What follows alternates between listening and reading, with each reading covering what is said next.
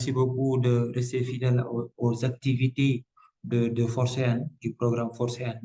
Le programme Force N qui vise à la transformation structurelle de l'économie numérique du Sénégal par la promotion notamment d'une économie numérique inclusive et le développement des compétences dans les métiers du numérique. Mais Force N, ce qui fait également sa particularité, c'est au-delà des compétences techniques que nous fournissons, c'est l'accompagnement vers l'insertion professionnelle et le renforcement des capacités de nos apprenants pour qu'ils puissent être plus concurrentiels sur le marché de l'emploi.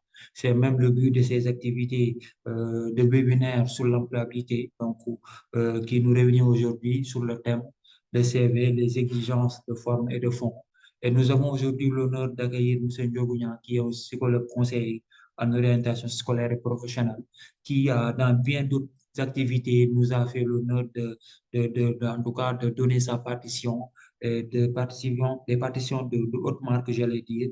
Donc, nous sommes vraiment satisfaits de notre collaboration avec Conos de manière générale et avec M. Nia. Alors, Monsieur Niang, aujourd'hui, nous traitons le CV, exigence de forme et de fond. Je rappelle, le format de ce webinaire, c'est de faire une présentation de 20 minutes à 30 minutes maximum et de privilégier les échanges. Donc, nos apprenants ont sans doute des questions donc, qui leur tiennent à cœur. Donc, nous allons partager cette plateforme. Donc, ces questions-là, elle est traitée. Nous avons aussi comme panéliste M. Détesen, qui est chargé d'employabilité, M. Boubacar Sonko, chargé d'employabilité. Sonko, d'ailleurs, M. Sonko, je vais l'introduire à la fin même, avant même de prendre les questions, je vais l'introduire sur le taux d'achèvement de nos modules. Donc, nous avons des modules qui sont en ligne et qui traitent toutes les questions que nous traitons comme thème en webinaire. Alors, il va y revenir plus tard. Pour l'instant, sans plus tarder, je donne la parole à M. Niang pour compléter la présentation d'abord, faire son introduction et démarrer sur le sujet qui nous réunit aujourd'hui. M. Niang, vous avez la parole. Merci. Voilà, merci beaucoup, M. Top Babacar. Bonjour à tous et bienvenue à ce webinaire. C'est toujours un plaisir de partager donc ces activités-là avec le programme Force N, mais aussi avec nos chers apprenants. Comme on le dit souvent, que nous partageons avec les programmes tels que Force N, parce que ce sont principalement nos principales cibles dans nos interventions de tous les jours. Donc, c'est toujours dans une continuité d'accompagner les jeunes à pouvoir vraiment s'insérer, à développer leur employabilité. Donc, mon nom, c'est Ndiogounia, je suis psychologue conseiller en orientation scolaire et professionnelle au CAOSP de Fatick, le Centre académique de l'orientation scolaire et professionnelle de Fatick, qui est affilié un peu au CONOS pour le Centre national d'orientation. Donc, aujourd'hui, nous allons parler du CV. Donc, c'est déjà un outil qui est très familier à vous tous. Donc, pratiquement, tout le monde peut se prêter à son élaboration, mais qui comporte certaines particularités qui, sans en prendre compte, peuvent vous nuire dans votre procédure de recrutement, dans vos dépôts de candidature. D'où l'importance donc de ce choix-là. Nous félicitons vraiment le programme pour ce choix-là parce que ça peut énormément aider les jeunes à pouvoir atteindre leur objectif, c'est-à-dire d'être insérés sur le marché de l'emploi. J'espère que cette séance-là va beaucoup vous aider et donc va vous permettre aussi de n'avoir plus de secrets par rapport à l'élaboration du CV dans sa forme et dans le fond, donc dans son contenu. Alors, je salue aussi mes co-panélistes, M. Sen et M. Sonko. Avant maintenant, d'abord, on va commencer par partager l'écran pour aller donc directement dans l'objectif du jour, le thème d'aujourd'hui. Alors, j'espère que tout le monde reçoit mon écran. Oui, oui, on le reçoit bien. Voilà. Alors, nous allons essayer aujourd'hui donc de faire cette présentation-là en 20-30 minutes maximum pour vous laisser la possibilité de pouvoir poser vos questions Maintenant, de pouvoir aussi nous soumettre votre plus grand problème dans l'élaboration du CV. Et donc, nous essaierons d'apporter des solutions qui vous seront bénéfiques. Alors, le CV, quelle exigence pour la forme et le fond? Avant de commencer la présentation, il faut savoir, on peut donner un exemple, une analogie. Quand vous allez dans une rencontre, dans un dîner de gala, la manière dont vous allez vous habiller va un peu refléter la manière dont les invités aussi vont vous traiter, mais aussi la perception qu'ils vont avoir de vous. Si vous êtes bien habillé, souvent on peut penser que c'est une personne voilà, qui est à l'aise dans la vie, qui est élégante, qui est riche, etc., qui est dans son confort, même si ce n'est pas riche, il est dans une situation confortable. Donc, automatiquement, il peut y avoir facilement des alliances qui peuvent se nouer. Contrairement à un autre, par exemple, qui, en venant à une présentation, à une mise qui un peu fait défaut. Donc, même si vous êtes dans une situation aisée, vous avez beaucoup d'argent, mais que vous êtes mal habillé, les perceptions que les autres vont avoir de vous peuvent aussi voilà, avoir une influence sur la manière dont ils vont vous traiter. Le CV, en quelque sorte, c'est cette image-là, c'est cette mise-là que vous avez et que vous n'avez pas la possibilité de commenter. Parce que lorsque vous le déposez, le CV, on ne vous donne plus la latitude de venir dire, voilà ce point-là, c'est ça que je voulais dire, c'est ça que je voulais donc signifier par là. Vous n'êtes plus dans cette disposition-là. Vous laissez le CV donc faire le reste. C'est pourquoi avant de l'envoyer, il faut veiller à sa forme, mais aussi il faut veiller au fond, au contenu. Donc, raison pour laquelle, avant de le déposer, avant donc de le finaliser, il faut respecter les exigences en bonne et due forme. Alors, pour pouvoir maintenant atteindre cet objectif-là, d'abord, nous allons faire une introduction. Et dans cette introduction-là, nous parlons un peu de ce que ça veut dire un CV, définir le CV. Comme je le disais tout à l'heure, on peut être dans la facilité, dans l'aisance de pouvoir le définir, alors qu'il y a peut-être quelques points qui n'ont pas été voilà, retenus, alors que c'est important dans son explication. Donc, premier point, introduction. D'abord, l'introduction. Ensuite, le premier point qu'on va développer, c'est le CV, une question de forme.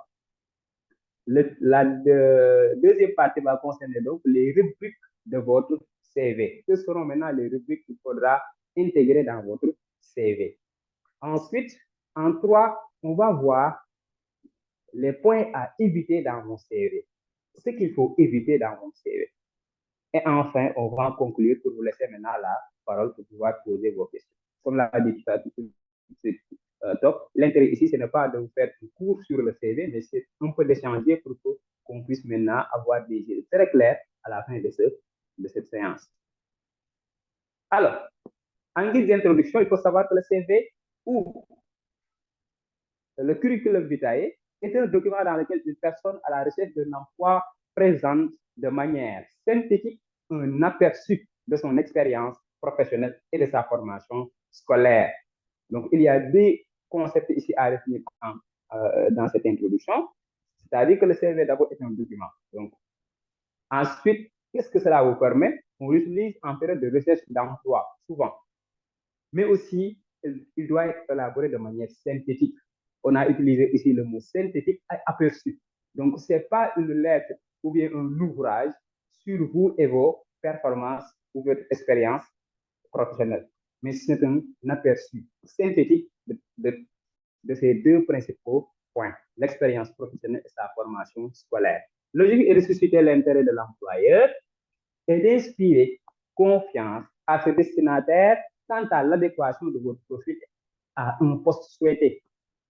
Donc, dans cette situation-là, l'objectif, c'est surtout d'amener l'employeur à se dire que voilà l'homme qu'il me faut en regardant votre CV. Voilà l'homme qu'il faut pour pouvoir occuper ce poste-là. Et donc, ça me permettra tout à l'heure de parler donc du fait que le CV doit être taillé sur mesure. Le CV est donc un véritable outil de marketing dont le candidat ou la candidate à l'emploi se sert stratégiquement pour se mettre en valeur. Le CV est un moyen de vous vendre. Le CV est un moyen de vous vendre. C'est un outil de marketing. Donc, quand vous vendez, On vous considère que vous êtes un produit. Donc, le produit doit être de bonne qualité. Le produit ne doit pas être périmé. Le produit doit avoir un emballage, voilà, très joli.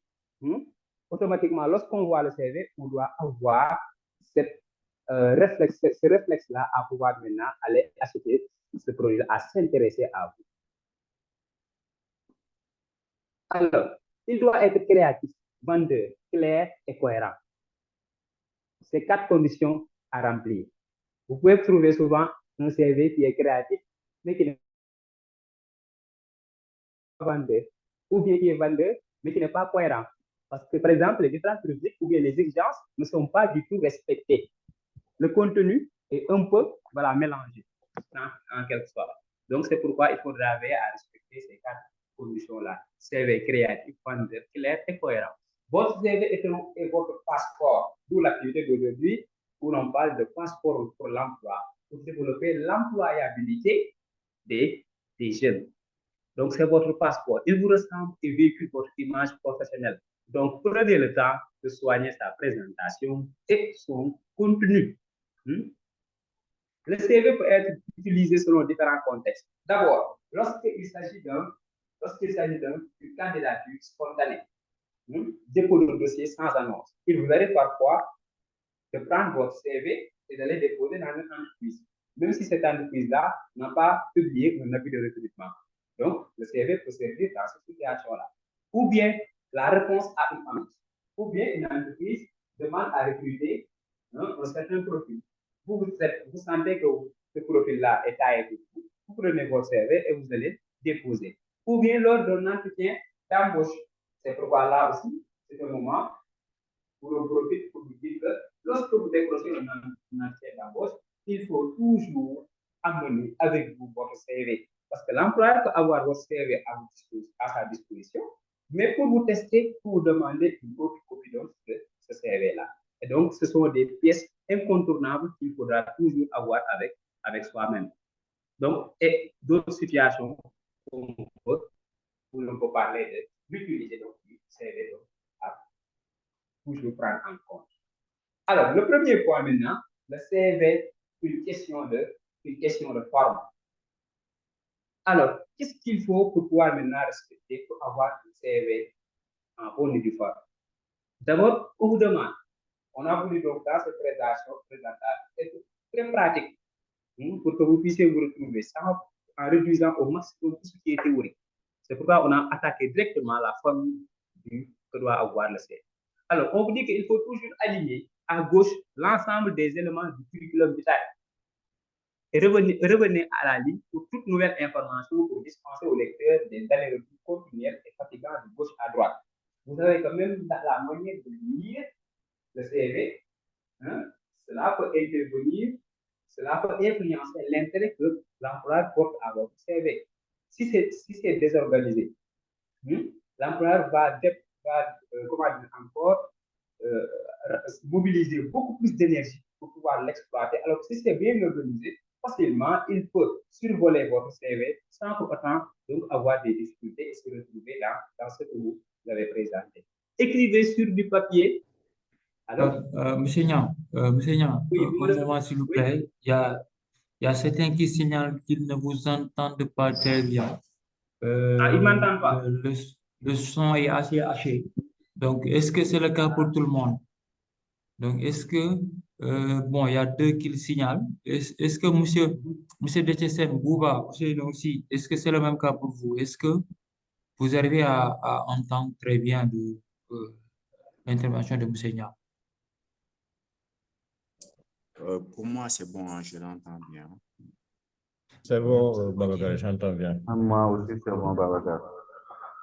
Ouais, aux panélistes, ils entendent bien. Il y a Mariam qui dit c'est OK, Omar Sidibé. Maintenant, c'est dans la est-ce que c'est pas à votre niveau? Parce qu'il y a beaucoup qui me disent que c'est bon à leur niveau. Alors, c'est bon, Baba Sey, c'est dans la est-ce que vous pouvez réajuster votre micro? Je vois un certain Moussa Mbo qui lève la main, mais ça, on garde ça pour après. Alors, monsieur Niang, vous pouvez continuer. Hein? Oui, Le je peux CV est une continuer. question de forme. Oui, allez-y, écrivez D'accord. sur du papier. Oui, allez-y. Voilà.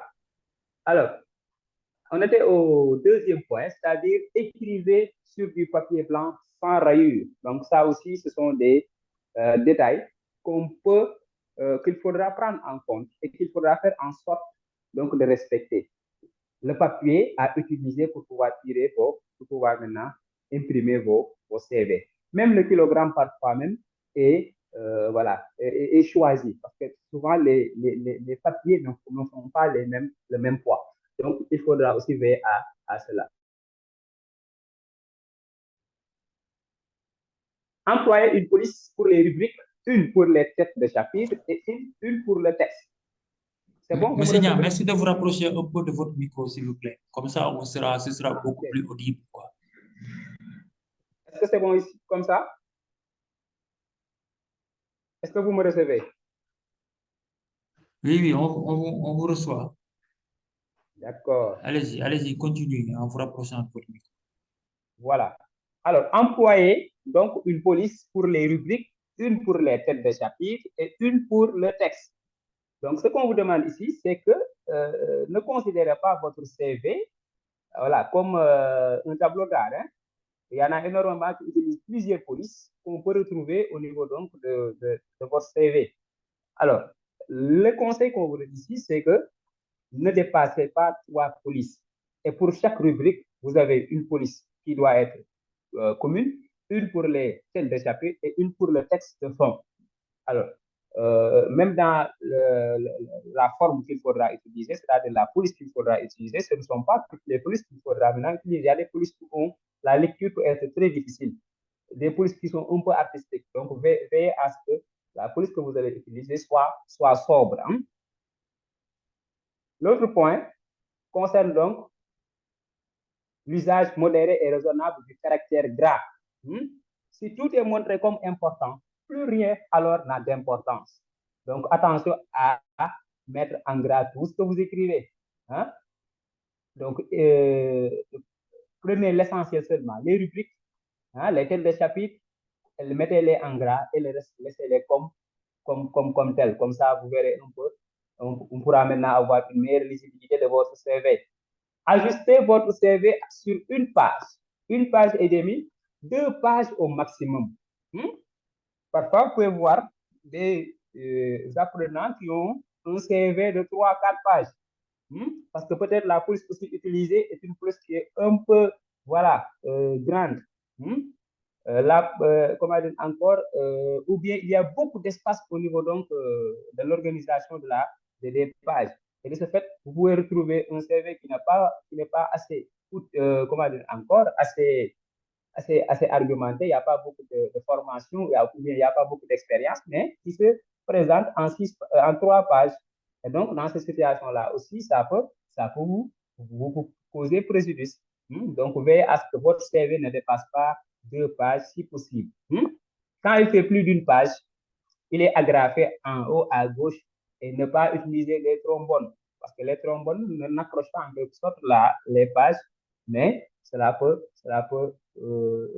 y a un risque de perdre l'une des pages, alors que ça aussi, un CV incomplet est un CV qui peut ne pas être sélectionné au moment du recrutement.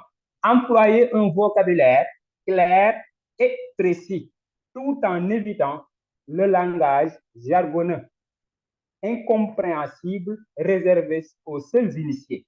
Alors, votre CV peut atterrir dans n'importe quel service ou bien peut être exploité par n'importe quel directeur des ressources humaines. Alors, s'il n'y a que des concepts, s'ils ne sont que réservés aux initiés ou bien aux informaticiens ou bien comment dire, encore aux techniciens, cela aussi peut vous porter préjudice. Donc, utilisez au maximum le langage commun. S'il y a des termes techniques, réduisez-les au maximum pour que cela puisse être compris par votre recruteur. Toujours donc dans la forme, précisez toujours la signification exacte des sigles que vous utilisez. Donc ça aussi, il faudra tenir en compte ce point-là. Toute sigle que vous allez utiliser dans le CV doit être définie en amont, donner la signification en amont avant de mettre maintenant entre parenthèses la la cible. Donc, ce serait recommandé d'utiliser donc cette astuce-là. Ajouter une photo, ici il y a une photo valorisante sur fond neutre. Alors là aussi, attention à la périodicité, au cadre, aux retouches et aux émotions. Alors, la photo est en quelque sorte facultative. Il y a des CV où on ne vous demande pas de mettre la photo, mais c'est recommandé quand même. Souvent, lorsqu'il y a un CV,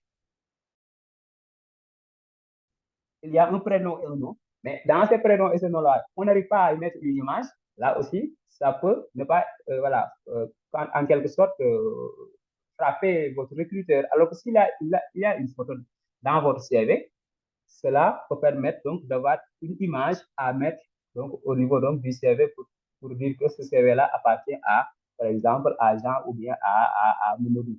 Alors, une photo sur fond neutre, cela aussi veut dire que ce ne sont pas les photos que les apprenants souvent font avec Snapchat, où l'on modifie par exemple le nez, où l'on modifie les pommettes, etc., etc.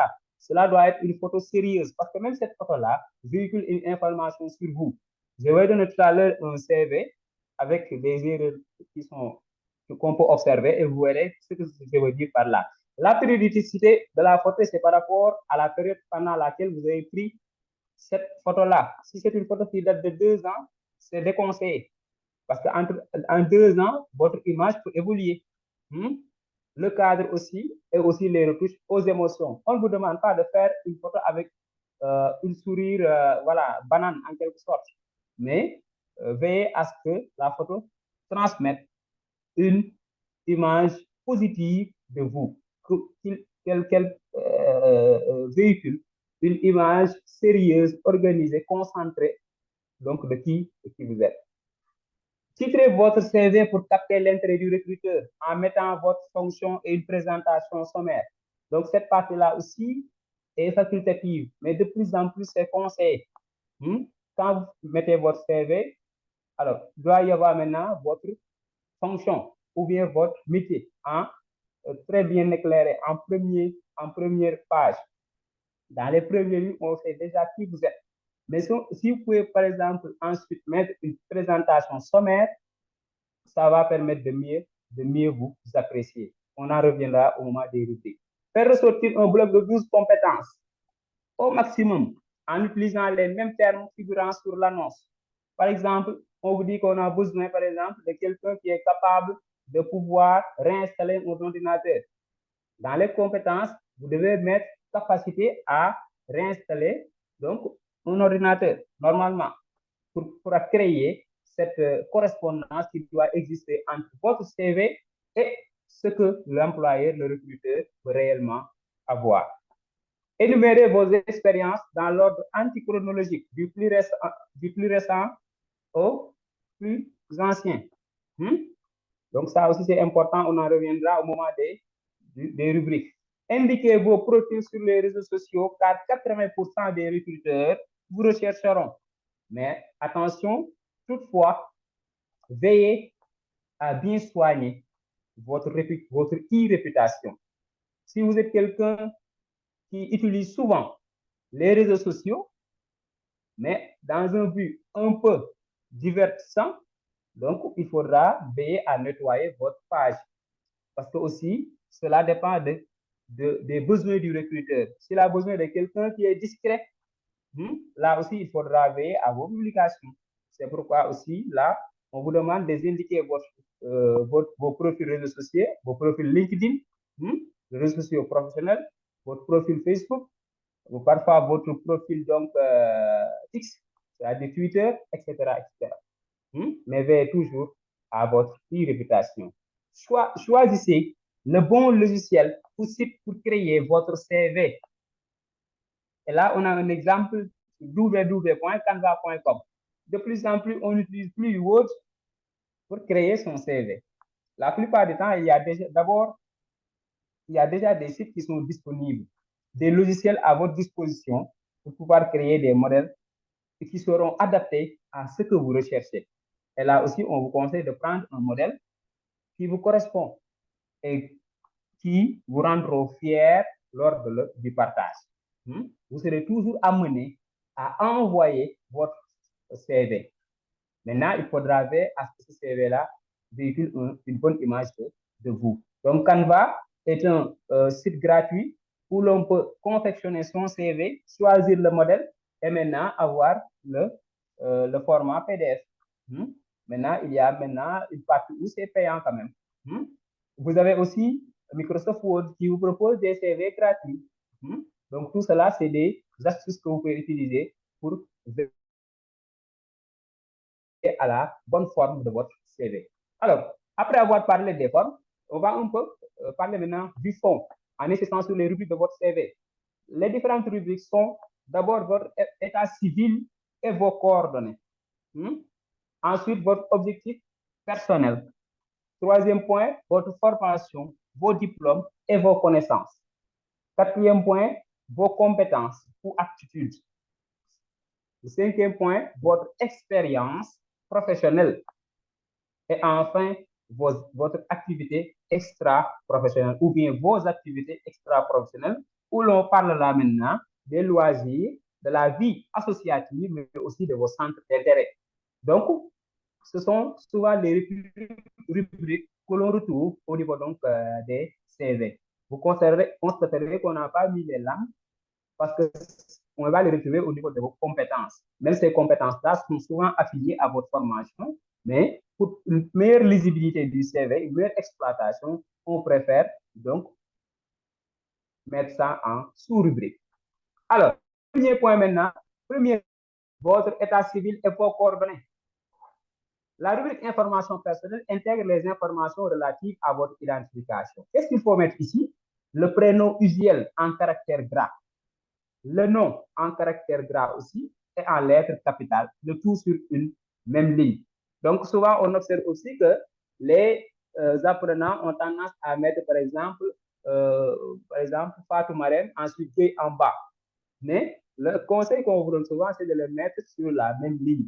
Là, on est toujours en train de voir comment faciliter la lecture à votre recruteur. Alors, les prénoms sont en minuscules, sauf les premières lettres, mais le nom doit être toujours en lettres capitales. L'âge ou la date de naissance. Ce point-là aussi évolue de plus en plus. De plus en plus, on vous demande plus de mettre votre âge ou bien votre date de naissance parce que les spécialistes, donc les outils de recherche d'emploi, souvent, sont en contre-info les uns aux autres. Certains pensent que l'âge peut être un facteur discriminatoire, donc on peut vous éliminer à cause de votre âge. Donc, souvent, ils disent qu'il ne faut pas le mettre. Mais d'autres aussi pensent qu'il faut mettre l'âge, surtout quand l'avis de recrutement insiste sur donc, le niveau votre âge, votre date de naissance. L'adresse, où est-ce que vous habitez?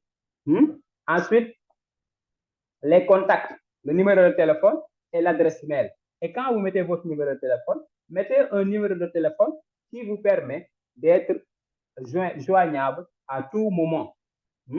L'adresse mail aussi doit être une adresse mail qui est professionnelle. Ne mettez pas, par exemple, des Fifi 48 gmail.com ou bien jolicoeur@hotmail.fr. Mettez une adresse mail qui est professionnelle et qui vous permet d'être joignable à tout moment. Excusez-moi. Deuxième point, deuxième rubrique, votre objectif professionnel. Alors, pour votre objectif professionnel, c'est une partie aussi, c'est une rubrique qui est facultative, mais de plus en plus conseillée. Quand on parle de facultative et non obligatoire, ça veut dire que ce n'est pas éliminatoire lorsque l'on regarde votre CV, mais si cela manque aussi, cela peut réduire vos points. Donc, si vous le faites, c'est encore mieux. Facultative, l'objectif professionnel est un élément qui donne de la force à votre CV. En effet, vous affichez précisément ce que vous souhaitez et l'orientation que vous allez donner à votre carrière. Là, c'est pratiquement une introduction à votre lettre de motivation en quelque sorte. Il doit y avoir un lien entre votre objectif professionnel et votre lettre de motivation. qui n'est pas l'objet de notre séance d'aujourd'hui, mais lorsque l'on lit le CV, automatiquement, on doit avoir une idée sur votre objectif professionnel. Cela met aussi en valeur votre candidature lors du processus de sélection. Ce sont des astuces qui sont utilisées pour un peu vous démarquer des autres. Mais cela permet aussi de montrer vos capacités d'écriture en quelques lignes. Donc, souvent, ce ne sont pas des lignes qui sont, voilà, ce n'est pas un texte qui est long, c'est 2 phrases, 3 phrases, certains même en font 4, mais c'est pas, on ne vous demande pas de faire une dissertation dans cette partie-là. Alors, on a un exemple en bas. Web designer avec 2 ans d'expérience, j'ai plus de 51 sites web et 5 applications en mon actif. Passionné par l'animation, la scénarisation, j'aimerais mettre davantage mon savoir-faire au service de votre entreprise. Point. Ça suffit largement. Parce que si vous donnez toutes les informations aussi, il n'y a plus intérêt à vous convoquer pour un entretien. Donc, vous permettez aux recruteurs de goûter un peu de votre profil pour ensuite s'intéresser au plat de résistance. Alors, votre formation, troisième rubrique, généralement présentée dans un ordre antichronologique, de la plus récente à la plus ancienne, il faut mentionner dans cette rubrique d'abord les principaux diplômes et certifications académiques obtenus, en précisant l'intitulé du diplôme.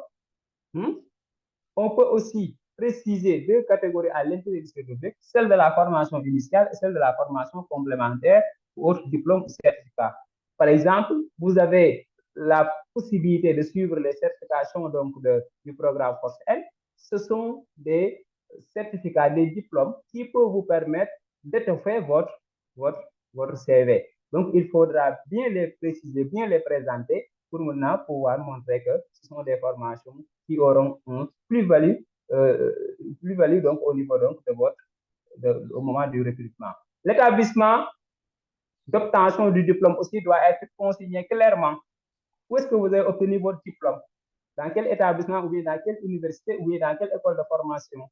L'année d'obtention, c'est en quelle année vous avez obtenu ce diplôme-là? Alors, nota bene, si vous avez beaucoup de diplômes, il faut seulement veiller à une présentation des plus récents, ce qui est assez suffisant. Donc, plus vous avez de diplômes et d'expérience, moins les diplômes que vous avez eu en premier lieu auront moins d'importance. Je vous donne un exemple. Vous avez par exemple le master. C'est utile de commencer par le BFM au moment de présenter vos diplômes. Ou bien vous avez par exemple le doctorat. Inutile de mettre par exemple que vous avez le bac en telle année. Donc, toujours veiller à ce que les diplômes que vous allez présenter, s'ils sont nombreux, essayez de mettre les plus récents, les plus pertinents. Maintenant, si vous en avez peu, il est recommandé de placer la partie formation en fin de CV afin d'obliger le recruteur à aller jusqu'au bout. Par exemple, si vous n'avez que le bac et le certificat, mais que vous avez une expérience dans une entreprise ou bien vous avez déjà fait des stages ou bien vous avez déjà fait des études dans une thématique connexe au domaine que le recruteur veut vous enrôler. Et dans ce cas-là, il faudra mettre la formation en bas et privilégier votre expérience en haut. Donc, tout dépend du profil que vous avez. Alors là, vous avez un exemple à gauche. Le CV de Hugues Durand. Donc, premièrement, il a d'abord présenté l'expérience professionnelle, les années, et enfin la formation. Donc là aussi, c'est des conseils. On vous a dit, par exemple, mettre la formation d'abord, elle est plus valorisante. D'autant plus qu'il n'a eu qu'une année d'expérience en tant que formateur. Et donc, il a besoin de plus d'expérience professionnelle. Là, il faut mettre en avant les diplômes que vous avez obtenus. Donc, vous avez maintenant la bonne version en bas où l'on a mis 8. Là, vous mettez d'abord la formation et enfin maintenant l'expérience professionnelle. Des deux, celui qui est, par exemple, la plus fournie doit être privilégié par rapport à l'autre. Concernant maintenant les mémoires autres rapports réalisés au cours d'études sur une fonction, un marché ou un secteur d'activité, les étudiants en recherche de stage ou les jeunes diplômés candidats à un premier poste, dans les deux cas de figure, des postulants sans réelle et importante expérience professionnelle peuvent faire état des travaux de ce type-là. Si vous êtes, par exemple, un étudiant Ou bien vous êtes un chercheur d'emploi et vous n'avez pas encore une expérience professionnelle fournie. Dans ce cas-là, mettez en avant vos travaux de recherche et surtout lorsque ces travaux de recherche-là ont un lien avec le domaine dans lequel vous voulez être recruté. Vos compétences et vos aptitudes. En premier, les langues. Là aussi, on peut retrouver beaucoup de formules dans les CV. C'est une sous-rubrique du CV pour laquelle les candidats manifestent le plus d'approximation ou de surestimation, et ce, le plus souvent en toute bonne foi. Le candidat s'estime toujours à un niveau qui n'est pas réellement le sien. Et ça, c'est une erreur monumentale. Vous mettez par exemple espagnol parce que vous avez dans votre cursus scolaire, vous avez fait une formation en espagnol. Alors que dans la réalité, vous ne maîtrisez pas la langue espagnole. Vous ne savez que ça lié en espagnol. Ça, c'est un risque que vous allez prendre.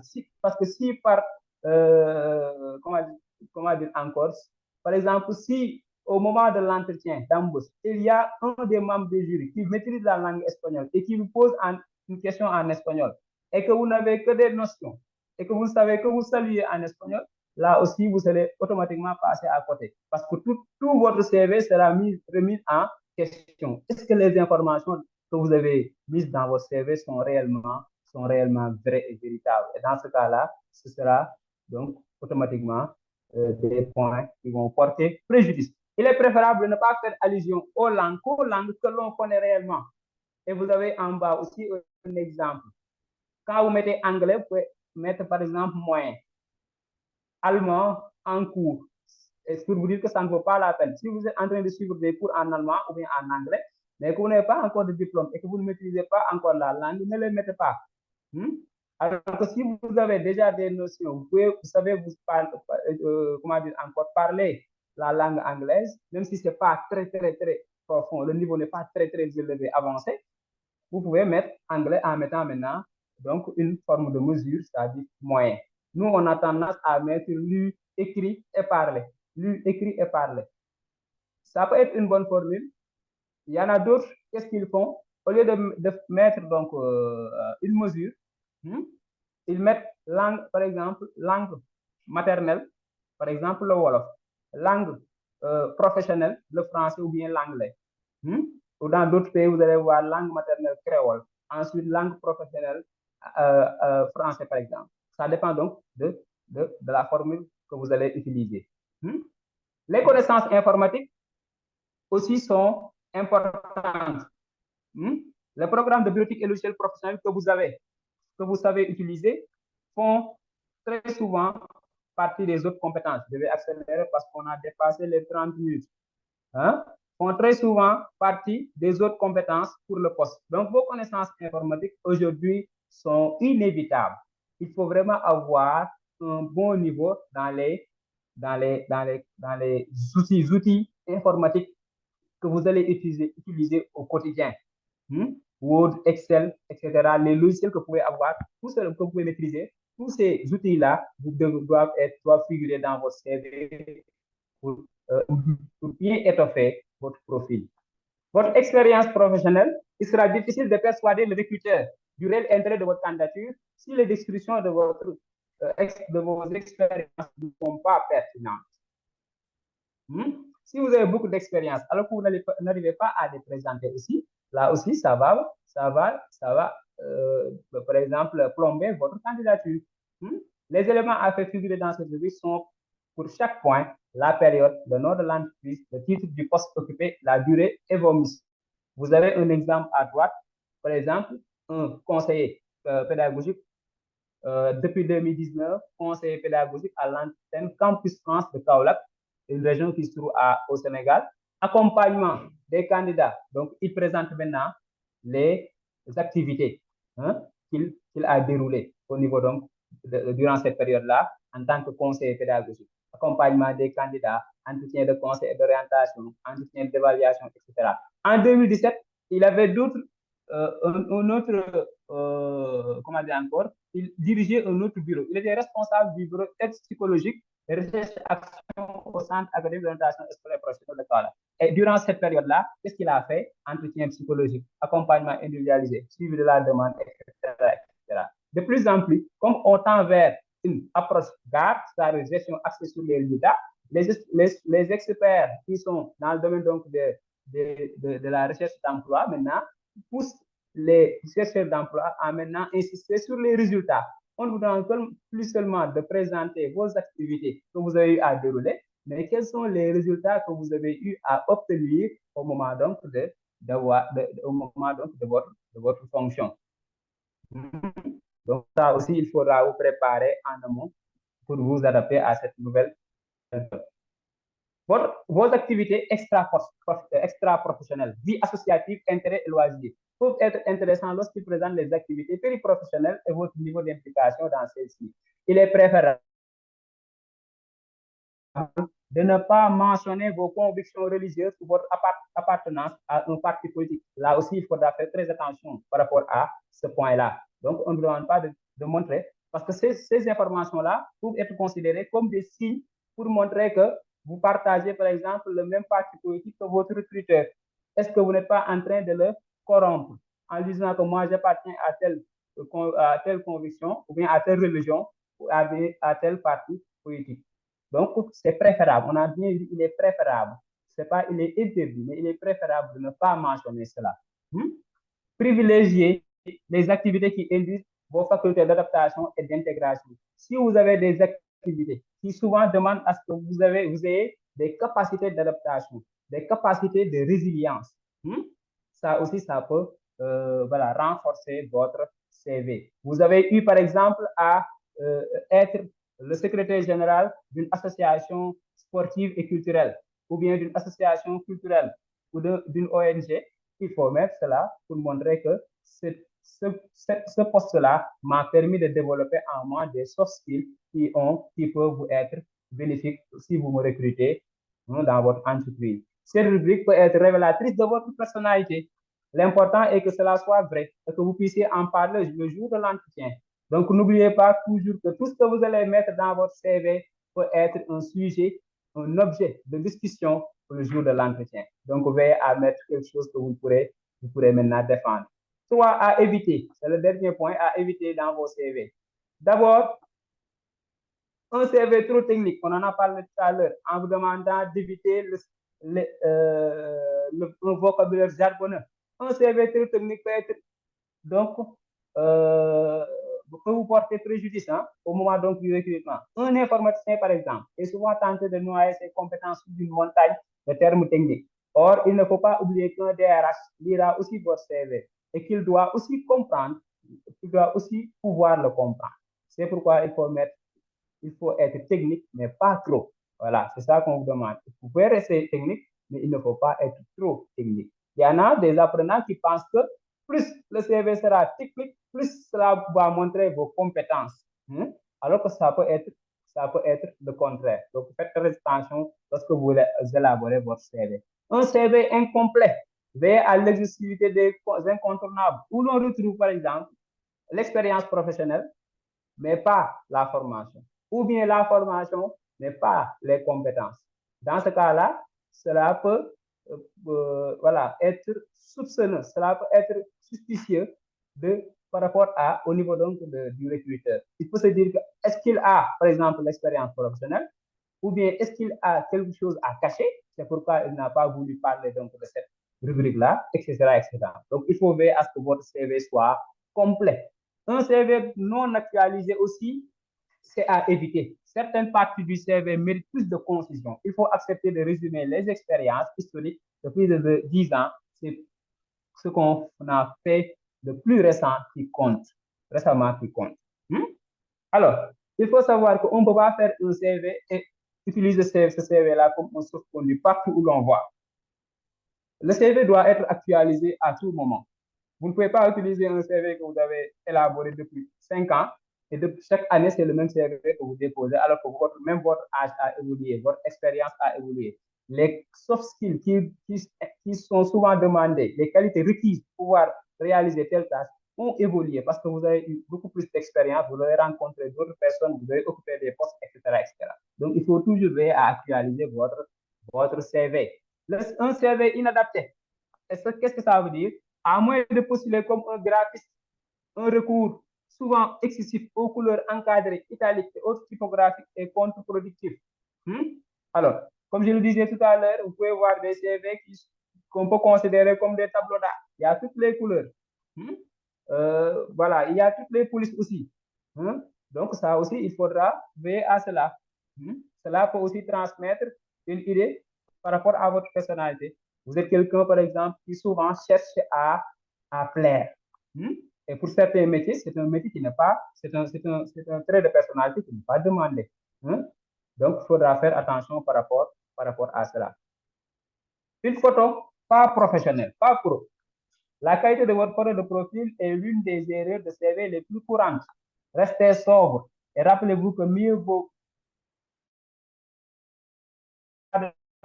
pas de photo qu'une mauvaise photo. Un CV sans photo est mieux qu'un CV avec une photo pas professionnelle. Donc, faites attention. Si vous n'arrivez pas à prendre une photo professionnelle, alors déposez votre CV sans photo parce que cela peut aussi être des points à manquer à cause de la photo. On ne vous demande pas de vous maquiller comme si vous allez à une cérémonie, mais cela dépend aussi parce que si, par exemple, vous devez être une secrétaire, la manière dont vous allez vous habiller dans la photo, tout cela va compter. Un CV long, votre CV ne doit pas dépasser 2 pages. Cela fait partie des règles de base et c'est plus lisible. Des sondages ont montré que, par exemple, les recruteurs parfois ne passent que 30 secondes dans vos CV parce qu'ils le survolent seulement pour voir. Parce que parfois aussi, ce n'est pas seulement ce qui se trouve au niveau du CV qui les intéresse, mais la personne en tant que telle. C'est pourquoi s'ils regardent le CV, automatiquement, la forme est respectée, le contenu paraît bon, automatiquement, ils vous convoquent pour un entretien.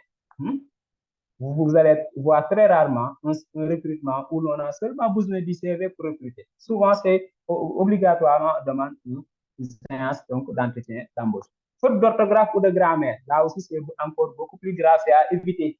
C'est pourquoi quand vous finissez votre CV, il faut le lire. Avant d'envoyer votre CV, assurez-vous de le relire, de le confier à une personne qui maîtrise parfaitement l'orthographe. Envoyez un format CV incompatible. N'oubliez pas aussi qu'aujourd'hui, avec l'avancement des technologies de l'information et de la communication, souvent, vous n'êtes plus obligé d'imprimer le CV en format physique et d'aller le déposer dans une entreprise. Parce que la paparazzi, souvent, donc, voilà, comment s'entasser là-bas, vous pouvez les déranger. Ils vous demandent automatiquement d'envoyer votre CV en format PDF. Donc, veillez à ce que le CV de l'envoi soit en format PDF parce qu'ils ne vont pas vous rappeler pour vous dire que votre CV est illisible. Les applications qu'on a ne peuvent pas le lire. Ils ne vont pas prendre ce temps-là. Donc, il faut veiller à... Alors, pour terminer, voilà 2 CV. Où l'on ne va pas les... Si vous regardez bien la photo, à droite, à gauche d'abord, Fatou Marème a présenté son CV comme tel. Et la première chose qui comment dire encore, qui vous fait tiquer, c'est d'abord sa photo. Le maquillage qui est utilisé, mais aussi en regardant la photo, automatiquement, on n'arrive même pas à voir est-ce que, excusez-moi du terme, Fatou Marème est habillé ou pas. Peut-être parce qu'il porte ces vêtements-là qu'on appelle je pense, des bijoutiers ou quoi. Je ne sais pas, les filles savent ce que ça veut dire. Donc, il faudra faire attention au choix aussi de la photo. Même le sourire reflète des informations. Parce que cela peut être considéré comme quelqu'un qui n'a pas, voilà, qui est trop extraverti et qui peut créer une certaine ambiance pas du tout bénéfique à l'entreprise. Donc, il faudra veiller à cela. Vous avez aussi, si vous regardez son profil aussi, c'est une élève ingénieure des travaux en mécanique et procédés de fabrication qui n'a pas encore une expérience professionnelle. Donc, elle met en avant ses compétences. Alors que là, on préfère mettre d'abord la formation en amont avant de parler des compétences. Là aussi, comme je le disais tout à l'heure, les centres d'intérêt peuvent refléter peuvent donc étoffer, renforcer votre CV si vous n'avez pas d'expérience. Donc, il faudra veiller à mettre un bon contenu. À droite, vous avez un CV, pratiquement, si l'on pouvait pronostiquer, c'est un CV d'un graphiste ou bien d'un infographe. Dans certaines situations, ce CV-là peut être discriminatoire, que l'exploitation peut être difficile à voir. CV, mais réellement, les recruteurs peuvent ne pas prendre le temps pour pouvoir l'exploiter comme il faut. Donc, il faudra rester sobre pour pouvoir vraiment hein, euh, paraître un bon profil. Conclusion, votre CV est votre outil de recherche d'emploi qui expose sensiblement vos savoirs, vos savoir-être et vos savoir-faire. Il peut varier dans la forme et dans le fond selon le secteur d'activité, le niveau de formation, les années d'expérience, entre autres. Dès lors, il n'existe pas de modèle standard, mais des principes et règles à respecter dans son élaboration. Dynamique, votre CV doit appuyer une candidature sur mesure qui répondra aux attentes de votre futur employeur. Sur ce, je vous remercie de votre attention et je remets la parole à M. Top pour éventuellement répondre aux différentes questions qui seront posées et dont j'aurai également le plaisir à m'y atteler. Merci et je m'excuse encore pour la rapidité. Compte tenu du temps qu'on nous a donné, il fallait qu'on accélère pour aussi qu'on puisse vous donner la parole pour poser des questions. Voilà, M. Top. Je vous remets la parole pour Merci. Merci beaucoup, M. Niang. Le tempo est bon hein, et félicitations encore une fois pour la présentation. C'est très clair, c'est limpide, on sent la générosité dans le partage d'informations. C'est toujours important au bénéfice de nos apprenants. Peut-être qu'il y a eu, peut-être sur le dernier point, à la fin, quelques coupures, c'est haché. Peut-être que les apprenants posant les questions, s'ils sentent le besoin d'y revenir avant la conclusion, on va y revenir. En tout cas, merci beaucoup pour la présentation. Moi, j'ai retenu beaucoup de points qui sont assez importants. Le CV n'est pas un moment d'étalage de sa vie. Donc, ça doit être un document synthétique, il doit être synthétique. Ça traduit un peu l'ingéniosité du candidat à faire une sélection parmi beaucoup de connaissances, d'informations, en tout cas sur son parcours. Ils doivent piocher, prendre les éléments essentiels qui sont adaptés à l'appel d'offres. Merci beaucoup, c'est important. Il faut bien soigner sa mise, vous l'avez dit, le CV traduit notre image, c'est notre passeport. Donc, il faut bien faire la mise en forme. Je retiens également qu'il faut veiller sur l'alignement du texte, les polices, avoir 3 polices au maximum, ne pas abuser du caractère gras, ajuster une page sur une page ou 2 pages et être naturel, avoir une photo professionnelle, surtout, vous l'avez encore souligné en conclusion, et c'est toujours important. Il faut titrer le CV et faire un résumé, donc un objectif personnel qui, en 2 phrases, traduit un peu l'orientation du demandeur.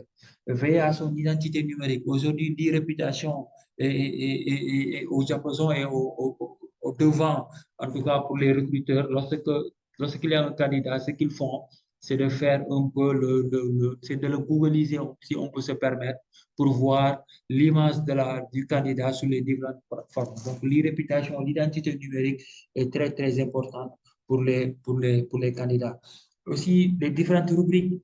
Il y a des rubriques obligatoires, il y a des rubriques facultatives. Vous l'avez bien souligné. L'état civil, c'est important. Les coordonnées, l'objectif personnel en 2 phrases ou 3 au maximum, la formation et les diplômes intitulés, donc donner les intitulés donc des étapes, intituler les rubriques formation, diplôme et connaissances.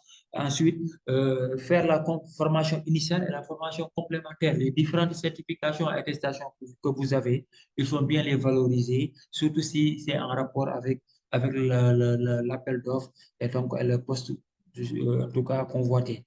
Mettre les compétences, c'est essentiel, comme rubrique obligatoire. Expérience professionnelle, mettre les périodes d'établissement où on a eu l'expérience, le titre du poste, mais surtout les tâches qu'on a eu à accomplir dans cet établissement-là. C'est important.